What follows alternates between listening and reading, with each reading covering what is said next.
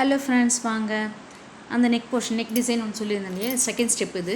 Second ஸ்டெப்பில் பார்த்தீங்கன்னா வந்துட்டு நான் பேக் போர்ஷன் எடுத்து ரெண்டாக மடிச்சுட்டு சென்டராக ஒரு லைன் மார்க் பண்ணிக்கிறேன். மார்க் பண்ணிவிட்டு நெக்கோட லென்த் எவ்வளோ, அதாவது நெக்கோட ஆழம் எவ்வளோ வேணுமோ அந்த இடத்துல ஒரு மார்க் பண்ணிக்கிறேன்.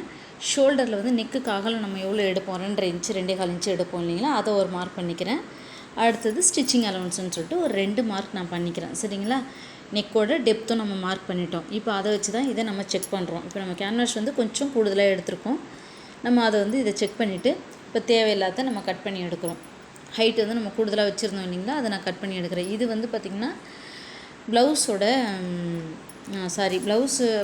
வந்து 2 சைடு பார்டர் இருந்தது இல்லையா, அந்த 2 சைடு பார்டரில் ஒரு சைடு பார்டர் நம்ம ஹேண்டுக்கு கட் பண்ணி எடுத்துட்டோம். மீதி ஒரு சைடு பார்டர் வந்து ஒரு லென்த்து கிடச்சிது. அந்த லென்த்தை அப்படியே வந்து நான் 2ஆக கட் பண்ணேன். நீட்டு வாக்கில் இருந்தது 2ஆக கட் பண்ணி 2த்தையும் ஒன்றா போட்டு ஜாயின் பண்ணி ஃப்ளாட் பண்ணி அயன் பண்ணிவிட்டு, அது கூட பார்த்திங்கன்னா வந்துட்டு ஒரு கேன்வாஸ் எடுத்து நான் பேப்பர் பேட்டர்ன் போட்டு அதுக்கப்புறம் கேன்வாஸில் மார்க் பண்ணி அந்த கேன்வாஸ் எடுத்து இந்த பார்டரில் வச்சு நான் அயன் பண்ணியிருக்கேன்.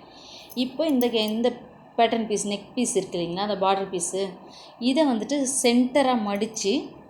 சென்டராக மடித்து ஒரு மார்க் ஒன்று பண்ணிக்கிட்டேன் நான். சரிங்களா, சென்டர் எது அப்படின்றதுனால சென்டராக மடித்து ஒரு மார்க் பண்ணிவிட்டேன். அவுட்டில் இருந்து தேவையில்லாத கிளாத் எல்லாத்தையும் நான் கட் பண்ணி எடுத்துட்டேன்.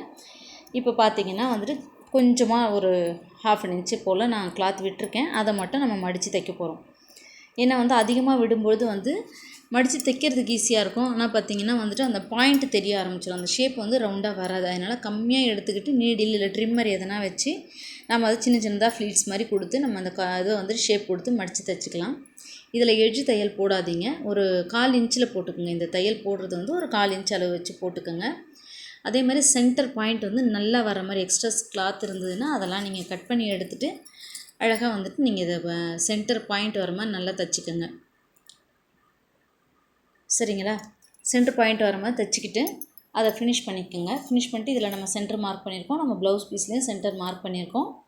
இது 2த்தையுமே வச்சு நம்ம இணைச்சி தைக்கும்பொழுது நம்ம அந்த சென்டர் பாயிண்ட் வச்சு தான் தைக்க போகிறோம். சரிங்களா, அதனால் இந்த ஸ்டேஜ் வரைக்கும் இதை முடிச்சுக்குங்க.